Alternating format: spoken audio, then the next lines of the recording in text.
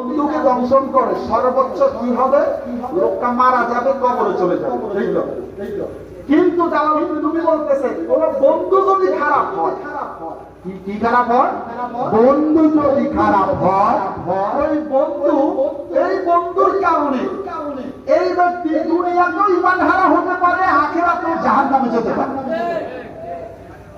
বন্ধু যদি খারাপ হয়, বন্ধু যদি খারেজি হয়, বন্ধু যদি ওহাবি হয়, বন্ধু যদি নবীর দুশমন হয়, আউলিয়া কেরামের দুশমন হয়, তাহলে ওই বন্ধুর কারণে এই ব্যক্তি দুনিয়াতে হয়তো ঈমান হারাইয়া কবরে যাইতে পারে, আবার কবর থেকে হাসরে এসে জাহান্নামেও যেতে পারে। এই জন্য বলছে তোমরা খারাপ মানুষকে বন্ধু বানায়, প্রয়োজনে একটা সাপকে বন্ধু বানাও, তারপরও খারাপ মানুষকে বন্ধু বানাইও না। আমরা কি জালালউদ্দিন রুমির এই কথাটা কি মানতে পারবো? ইনশাআল্লাহ।